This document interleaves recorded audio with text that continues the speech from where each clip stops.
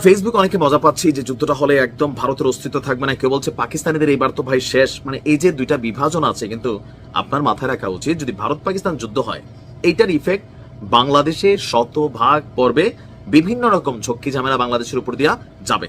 So আমি যুদ্ধটার বিপরীতে, কিন্তু যুদ্ধ যদি লাইগাই যায় তাহলে ভারতের কপালে শনি আসবে। আজকে আমরা যেই বক্তব্য দেখলাম, যে আমার কাছে কেন জানি মনে হচ্ছে এবার ভারত কি ভয় পেল নাকি নতুন কোনো পরিকল্পনা করছে। ভয় পাওয়ার কথা আমরা কেন বলছি আসেন। গেল 5 থেকে 6 দিনে জম্মু কাশ্মীরের বিভিন্ন সীমান্তে পাকিস্তানের আকাশ সীমায় অনুপ্রবেশকারী ভারতের ড্রোনগুলোকে তারা ধ্বংস করেছে, আটক করেছে। বিএসএফ নজওয়ানকে আটক করেছে। পাকিস্তানিরা ভারতের সীমানার ভিতরে ঢুকে গেছে। নানান ধরনের পাল্টাপাল্টি অ্যাক্টিভিটিস চলছে।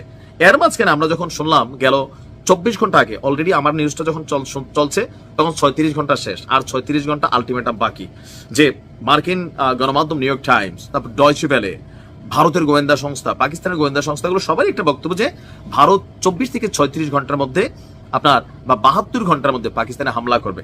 তো আমরা যখন কথা বলছি অলরেডি 36 ঘন্টা শেষ, যদি হামলা শুরু হয়ে না থাকে ভিডিওটা পাবলিশের টাইমে, তার মানে একজন বিশ্লেষক বলছিলেন ভারত হয়তো যতটা বলছে তার জনগণকে খুশি করার জন্য, কিন্তু যুদ্ধের বেলায় ভেতরে ভেতরে হয়তো তারা এরকম সিদ্ধান্ত নিবে না, এটাকে টেকনিক্যালি হোল্ড করার ট্রাই করবে। এবং অলরেডি যুক্তরাষ্ট্র এটার মধ্যে ইনভলভ হচ্ছে। পাকিস্তান ভারতের সাথে অলরেডি ফোনে কথাবার্তা শুরু হয়েছে। এর আলোচিতে অপ্ররোচিত গুলি বর্ষণ না করতে পাকিস্তানের সেনাবাহিনীদেরকে সতর্ক করেছে ভারতীয় সেনাবাহিনী। ওই যে আমাদের গ্রাম অঞ্চলে একটা কথা আছে, হাত থাকতে মুখে কিসের কথা।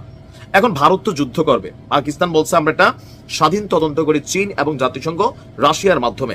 ভারত কইছে নো তদন্ত খেলা হবে ডাইরেক্ট অ্যাকশন, সেনাবাহিনীকে পূর্ণ স্বাধীনতা দিছে। কোথাও না কোথাও ভারত যুদ্ধটা থেকে স্কিপ করতে চাচ্ছে। আবার সূত্র বলছে আলোচিত পাকিস্তানের অপ্ররোচিত লঙ্ঘন নিয়ে ভারত এবং পাকিস্তানের মিলিটারি অপারেশনসের মহাপরিচালক যারা, তাদের মধ্যে হটলাইনের মাধ্যমে দুই দেশের মধ্যে কথাবার্তা হয়েছে। ভারত পাকিস্তানকে পাকিস্তান সেনাবাহিনীর যুদ্ধবিরতি লঙ্ঘন নিয়ে সতর্ক করছে। যখনই সতর্কের বার্তা, এই সাবধান করলাম কিন্তু আরেকবার যদি এগুলা করো। তো এটা হচ্ছে কি ক্ষমতা না থাকার বহিঃপ্রকাশ। যদি ক্ষমতা থাকতো, একবার সাবধান করছে, দ্বিতীয়বার অ্যাকশন। এখন পাকিস্তান যদি ধরে নিলাম যে তারা সীমানা লঙ্ঘন করছে, উস্কানিমূলক অ্যাক্টিভিটিস করছে, তাহলে তো ভারত যেহেতু যুদ্ধ করবে তাদের তো উচিত সামরিকভাবে জবাব দেওয়া। কিন্তু সেখানে আরেকটা জিনিসও হতে পারে ভারতের, আপনি বুঝে রাখেন যে ভারত বিশ্ব নেতাদের কাছে একটা বার্তা দিতে চায়। কোন বার্তাটা দিতে চায়? যে দেখেন আমরা কিন্তু চাইলে জবাব দিতে পারতাম, আমাদের কাছে মেশিনারি ছিল, কিন্তু আমরা পাকিস্তান সেনাবাহিনীকে সতর্ক করেছি, তারা কথা শোনে নাই, তারা বারবার আমাদেরকে উস্কাইছে। ফাইনালি আমরা সামরিক অভিযান পরিচালনা করা ছাড়া আমাদের কোনো গতি ছিল না। এটাও আরেকটা হইতে পারে, তবে এটা হওয়ার সম্ভাবনা কম। যদি হইতো তাহলে প্রথমটাই করতো। আর দেখা যাক ভারত আস্তে আস্তে নমনীয় হয়।